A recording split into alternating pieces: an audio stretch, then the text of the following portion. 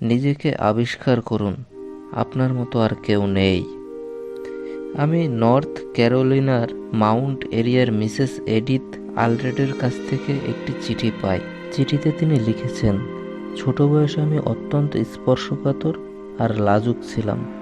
বয়সের তুলনায় আমার ওজন বড্ড বেশি ছিল, আর আমার ফোলা গাল দুটোর জন্য আমাকে আরও মোটা দেখাতো। আমার মা ছিলেন একেবারে শিকালে ধরনের। তার ধারণা ছিল সুন্দর পোশাক বানানো হলো বোকামি। তিনি সবসময় বলতেন, ঢিলেঢালা পোশাক টেকে বেশি, আঁটো পোশাক ছেড়ে তাড়াতাড়ি। সেভাবেই তিনি আমায় পোশাক পরাতেন। আমি কোনোদিন কোনো অনুষ্ঠানে যোগ দিতাম না, কোনো আনন্দও করতাম না। তাছাড়া যখন স্কুলে যেতাম, অন্য সব ছেলে মেয়েদের সাথে কোনো ব্যাপারে যোগ দিতাম না, এমনকি খেলাধুলোতেও না। আমি অস্বাভাবিক রকম লাজুক ছিলাম। আমার খালি মনে হতো আমি বাকি সবাইয়ের চেয়ে আলাদা, আর আমাকে কেউই চায় না।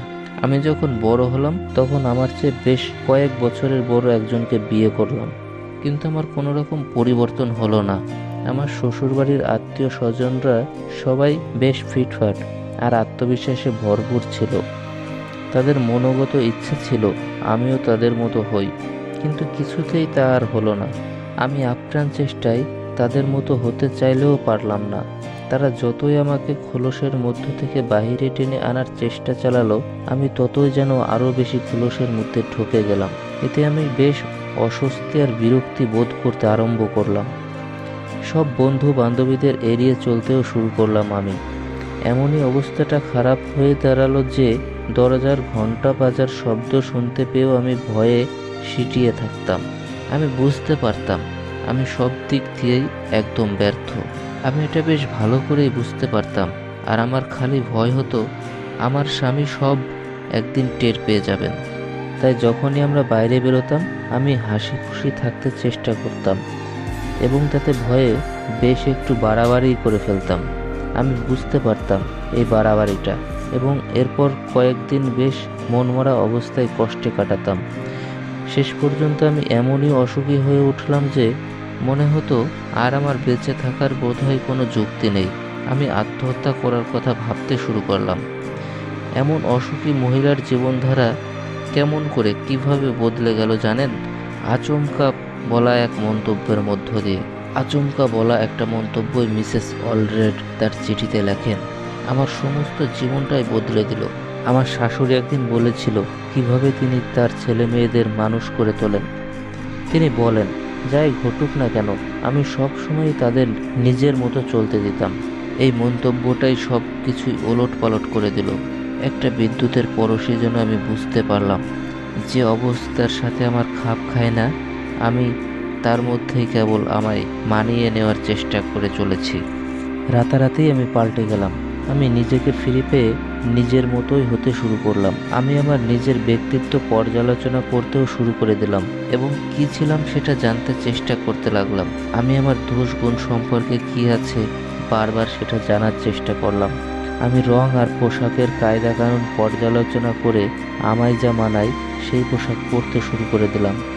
এরপর বন্ধুত্ব লাভের জন্য হাত বাড়িয়ে দিলাম।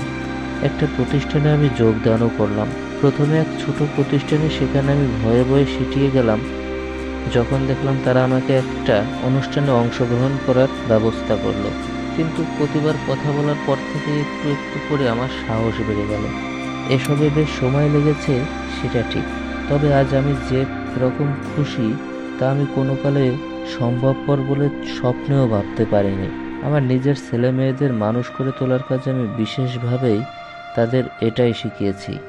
যে তিক্ত অভিজ্ঞতা আমার জীবনে ভোগ করতে হয়েছে, আর আমি যে শিক্ষাটি লাভ করেছি তা হলো, যাই ঘটুক না কেন সব সময় নিজের মতো হও। নিজের মতো হওয়ার ইচ্ছের এই সমস্যা প্রায় ইতিহাসের মতোই পুরনো। কথাটা বলেন ডক্টর জেমস গর্ডন গিলকি। তার আরও বক্তব্য হলো, এ ব্যাপারটা আবার মানুষের জীবনের মতোই সার্বজনীনও বটে। নিজের মতো না হওয়ার এই সমস্যাটা বহু জটিলতা, মনোবিকল আর মানসিক অশান্তির আড়ালে থেকে গেছে। অ্যাঞ্জেলি পাদ্রি শিশুদের শিক্ষাদানের ব্যাপারে 13খানি বই আর হাজার হাজার সাময়িক খবরের কাগজে প্রবন্ধ লিখেছেন। তার কথা হলো, যারা অন্যের মতো হওয়ার চেষ্টা করে তাদের মতো হতভাগ্য আর কেউ নয়, যদি সে নিজে শারীরিক এবং মানসিক দিক দিয়ে অন্যরকম কিছু হয়। নিজে যা নয় সেই রকম হওয়ার চেষ্টা বা ইচ্ছা বিশেষ করে হলিউডে অত্যন্ত বেশি রকম প্রকট। স্যাম হুড, অতীতের একজন হলিউডের অতি প্রখ্যাত পরিচালক, বলেছিলেন উঠতি অভিনেতাদের নিয়ে তার সবচেয়ে বেশি সমস্যা ছিল এই, তাদের ঠিক নিজেদের মতো গড়ে তোলা। সমস্যাটা হলো তারা প্রায় সবাই চাইতো নানা টার্নার বা ক্লার্ক গোবেল হয়ে উঠতে। জনসাধারণ তো ইতিমধ্যেই বিখ্যাত ওইসব অভিনেতাদের দেখেছে। স্যাম উড তাদের বোঝাতে চাইতেন এখন তারা চায় নতুন কিছু। গুড বাই মিস্টার পিপস আর for whom the bell tolls এর মতো ছবি পরিচালনা শুরু করার আগে স্যাম উড বহু বছর সম্পত্তি বেচাকেনার কারবারে কাটিয়েছিলেন। তার কাজ ছিল ব্যবসার কাজে ব্যক্তিত্ব তৈরি করা। তিনি বলতে চেয়েছিলেন যে ব্যবসা জগতে যে নীতি চলে ঠিক সেই নীতি আবার চলে চলচ্চিত্র জগৎটাতেও। বন মানুষের মতো নকল নবিশ হয়ে কোথাও পৌঁছানো যায় না, এমনকি তোতা পাখি হয়েও লাভ নেই। স্যাম উড আরও বলেন, অভিজ্ঞতার মধ্য দিয়ে আমি শিখেছি যে সমস্ত লোক তারা যা নয় সেটাই হবার ভান করে তাদের যত তাড়াতাড়ি সম্ভব বিদেয় করা যায় ততই নিরাপদ হওয়া যায়। আমি কিছুদিন আগে সকিনি ভ্যাকুয়াম অয়েল কোম্পানির চাকরি সংক্রান্ত নিয়োগ বিষয়ে ডাইরেক্টর পল পয়েন্টকে জিজ্ঞেস করেছিলাম, চাকরির আবেদন করার সময় মানুষ সবচেয়ে বড় ভুল কী করে। তার কথা জানা আছে অবশ্যই, কারণ জীবনে তিনি প্রায় 60,000-এরও বেশি আবেদনকারী সাক্ষাৎকার নিয়েছেন। এছাড়াও তিনি আবার চাকরি পাওয়ার 6টি উপায় নামে একটি বইও রচনা করেছেন। তিনি জবাবে বলেছেন, চাকরির আবেদন করার সময় মানুষ সবচেয়ে বড় যে ভুল করে তা হলো তারা আত্মবিস্মৃত হয়ে পড়ে। নিজেদের প্রকৃত তথ্য গোপন রেখে তারা মোটেই খোলাখুলি সব কথা বলতে চায় না, বরং এটা না করে তারা এমন সব উত্তর দেয় যা তারা মনে করে আপনি এতে খুব খুশি হবেন। তবে এতে কাজ হয় না, কারণ কেউই গোপনীয়তা প্রিয় মানুষকে চায় না, যেহেতু কোনো মানুষই জাল মুদ্রা চায় না। এ ব্যাপারটা একজন গাড়ির কন্ট্রাক্টরের মেয়েকে বেশ কষ্ট করেই শিখতে হয়েছিল। সে একজন গায়িকা হতে চেয়েছিল, কিন্তু ওর দুর্ভোগের কারণ হয়ে উঠেছিল ওর মুখটি। ওর মুখ বেশ বড় আর দাঁতগুলো সামনের দিকে বেরোনো অবস্থায় থাকতো। সে যখন প্রথম জনসাধারণের সামনে গানে অংশ নেয়, নিউ জার্সির এক নাইট ক্লাবে সে বারবার গান গাওয়ার ফাঁকে উপরের ঠোঁট দিয়ে দাঁত ঢাকার চেষ্টা করছিল। সে অবশ্য আপ্রাণ নিজেকে সুন্দরী প্রমাণ করতে চাইছিল। এর ফলে কি হলো জানেন? সে নিজেকে হাস্যকর করে তুলল, ব্যর্থতার দিকেই সে এগিয়ে চলল। যাই হোক, ওই নাইট ক্লাবে একজন ছিলেন, তিনি মেয়েটিকে গান গাইতে দেখে বুঝেছিলেন ওর প্রতিভা আছে।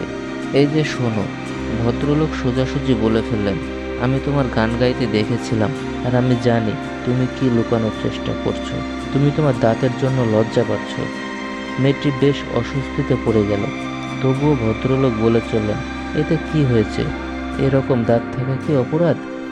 এটা লুকানোর চেষ্টা করো না, মুখ খুলেই গান গাইবার চেষ্টা করো, তাতে শ্রোতারা বুঝতে পারবে তুমি লজ্জিত নও।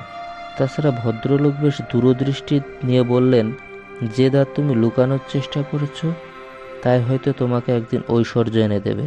ক্যাশ ডেলি ভদ্রলোকের উপদেশ সত্যি দাঁতের কথা ভুলে গেল। ওই সময় থেকে মেয়েটি শুধু তার শ্রোতাদের কথাই ভাবতে লাগলো। সে মুখ খুলে এমন দরাজ স্বরে আর আনন্দে গাইতে আরম্ভ করলো যে অল্পদিনের মধ্যে সে বেতার আর চলচ্চিত্রের শিল্পী হয়ে উঠল। এখন অন্যান্য কমেডিয়ানরা তাকেই নকল করার চেষ্টা করেছে।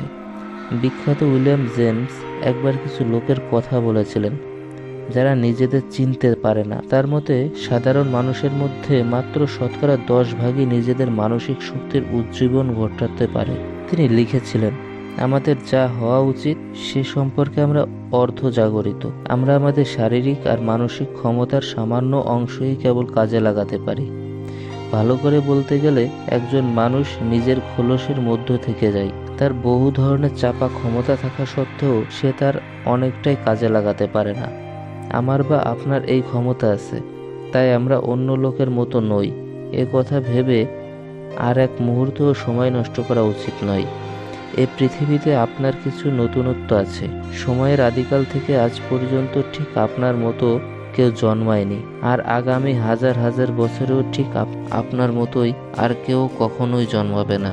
আধুনিক জীবন বিজ্ঞান থেকে জানা যায় আপনি হলেন আপনার বাবা আর মায়ের প্রত্যেকের দেওয়া 24টা করে ক্রোমোজোম থেকে জন্ম নেওয়া একজন। এই 24টা আর 24টি অর্থাৎ 48টি ক্রোমোজোমই জানিয়ে দিচ্ছে আপনি যা তাই।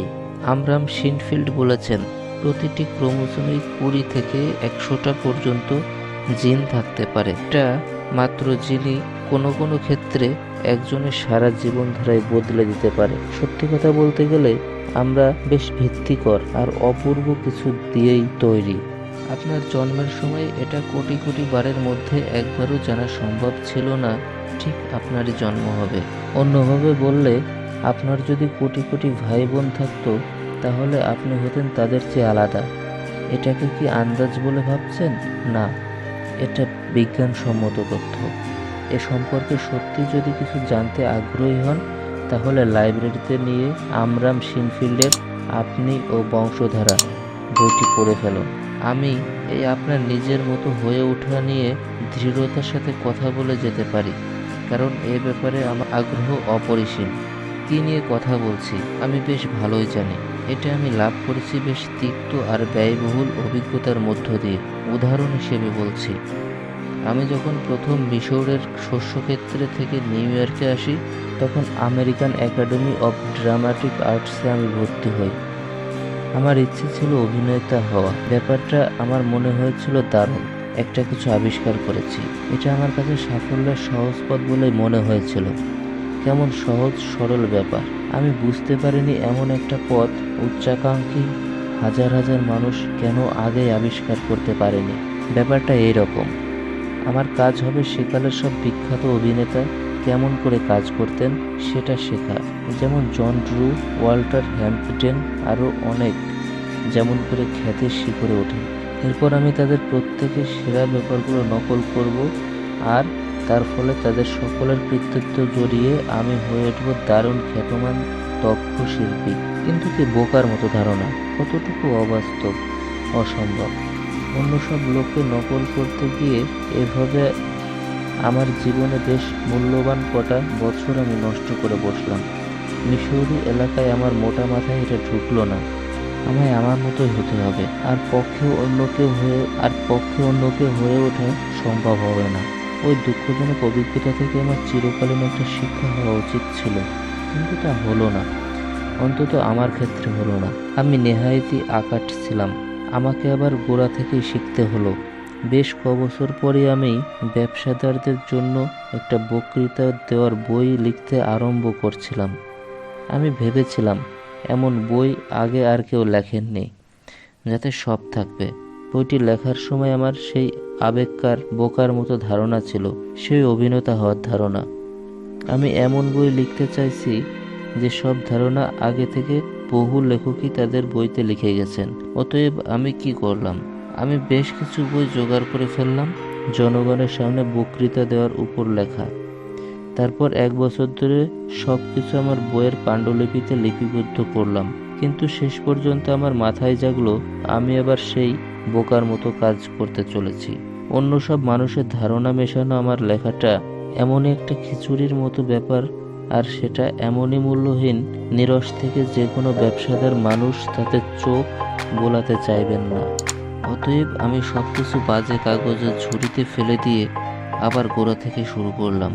এবারে নিজেই নিজেকে বললাম, তোমাকে ডেল কার্নেগি হতে হবে। তার সব ত্রুটি আর যত কম ক্ষমতাই থাকে না কেন, তুমি সম্ভবত অন্য কেউ হয়ে উঠতে পারবে না। অতএব আমি অন্য কারো মিশেল না হতে চেয়ে জামার হাতা গুটিয়ে প্রথমেই যা করা উচিত ছিল তাই করতে লেগে গেলাম। আমার নিজের দেখা অভিজ্ঞতা, দেখাশোনা আর বক্তৃতা এবং বক্তৃতার শিক্ষক হিসেবে যে ধারণা আর অভিজ্ঞতা আমার হয়েছিল তাই সম্বল করে একটা বই লিখতে আরম্ভ করলাম। আমি সারা জীবন ধরে যা শিখলাম, আমার মনে হয় স্যার ওয়াল্টার র্যালে যা শিখিয়েছিলেন তাই। আমি অবশ্য সেই ওয়াল্টার র্যালের কথা বলছি না, যিনি রানীর যেতে সুবিধা হবে বলে নিজের কোট কাদায় বিছিয়ে দেন। আমি বলছি 1904 সালের কাছাকাছি অক্সফোর্ড ইংরেজি সাহিত্যের অধ্যাপক স্যার ওয়াল্টার র্যালের কথা।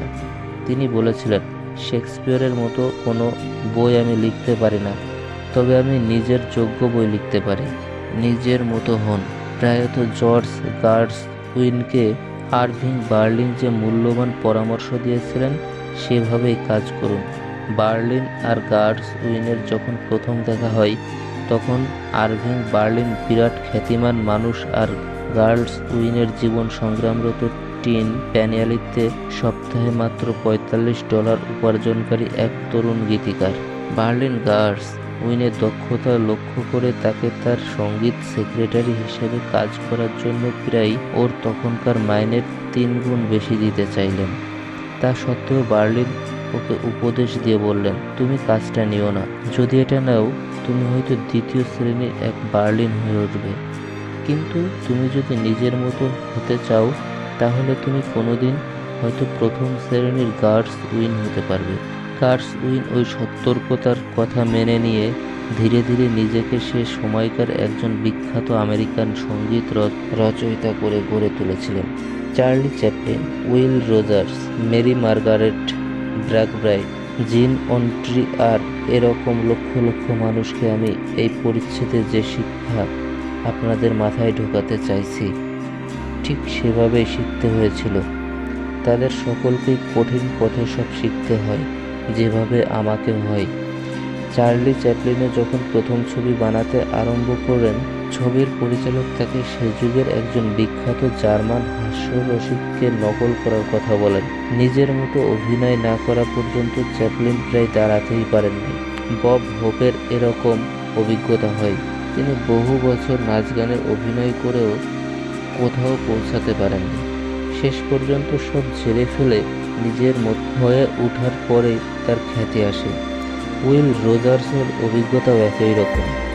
বহু বছর ঘষার পরেই তার আত্মদর্শন ঘটে। তিনি বোঝেন তার মধ্যে অদ্ভুত হাস্যরসের ভাণ্ডার রয়েছে। মেরি মার্গারেট ম্যাকব্রাইট যখন প্রথম বেতারে যোগ দেন, তিনি এক আইরিশ কমেডিয়ান হতে চেয়ে ব্যর্থ হন। তারপর যখন তিনি নিজে অর্থাৎ মিশরীর এক সাধারণ গ্রাম্য মেয়ে হয়ে পরিচিত রাখেন, তিনি হয়েটেন নিউ ইয়র্কের অন্য জনপ্রিয় এক বেতার শিল্পী। জিন অন্ট্রি আর টেক্সাস কথার ভঙ্গি পাল্টানোর জন্য চেষ্টা করে শহরে ছেলের মতো পোশাকও পরতে শুরু করেন। সে দাবি করতে আরম্ভ করেছিল যে নিউ ইয়র্ক থেকে এসেছে।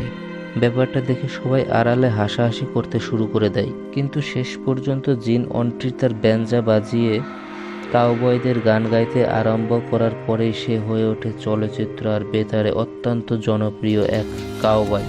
আপনি এবং এই দুনিয়া একটা নতুন কিছু, এটা ভেবেই খুশি হয়ে উঠুন আর প্রকৃতি যা আপনাকে দিয়েছে তাই যতটা পারেন কাজে লাগান। বিশ্লেষণ করলেই বোঝা যায় সমস্ত শিল্পকর্মই আত্মজীবনীমূলক। আপনার নিজের মতোই আপনি গাইতে পারেন আর নিজের মতোই আঁকতে পারেন। আপনাকে হতে হবে আপনার অভিজ্ঞতা, পারিপার্শ্বিকতা এবং বংশধারা আপনাকে যা দিয়েছে। খারাপই হোক আর ভালোই হোক, আপনার নিজের বাগানের পরিচর্যা আপনাকেই করতে হবে। ভালো বা মন্দ যাই হোক, আপনার জীবনের সঙ্গীত ব্যঞ্জনা আপনাকেই বাজিয়ে যেতে হবে। এমারসন তার আত্মনির্ভরতা নামের প্রবন্ধে যেমন লিখেছেন, প্রত্যেক মানুষের শিক্ষা জীবনে একটা সময় আসে যখন তার বোধ জাগে। ঈর্ষা হলো অজ্ঞতা, নকল করা হলো আত্মহত্যা, আর তাকে ভালো বা মন্দ হোক এই শিক্ষা গ্রহণ করতেই হবে। সমস্ত পৃথিবী যদিও উদারতায় ভরা, তবুও গড়ে ওঠার জন্য যে শস্যের প্রয়োজন সেই শস্যের জন্য পরিশ্রম করা চাই চাষ করা। তার মধ্যে যে শক্তি আছে তা প্রকৃতিতে নতুন, আর সে নিজে জানতে না চাইলে বা চেষ্টা না করলে সেও সেটা বুঝতে পারবে না। এমারসন এভাবেই তার কথা বলে গেছেন। এছাড়াও ঠিক এমন কথাই আবার কবিতায় লিপিবদ্ধ করে গেছেন কবি ডগলাস ম্যালাস। তার কবিতার মূল কথা হলো এইরকম: তুমি যদি পাহাড়ের বুকে দেবদারু হতে না পারো, তবে হয়ে ওঠো উপত্যকায় কোনো ঝোপ। তুমি ঝোপও যদি হতে না পারো, তবে হয়ে ওঠো এক মুঠো ঘাস। যদি দলপতি না হতে পারো, হয়ে ওঠো কিছু সেনা। যদি রাজপথ না হতে পারো, হতে চেয়েও কোনো সরু পথ। আসলে মূল কথাটি হলো আমাদের সকলের নিজের মতো কিছু করার রয়েছে, সেটাকেই কাজে লাগানো চাই।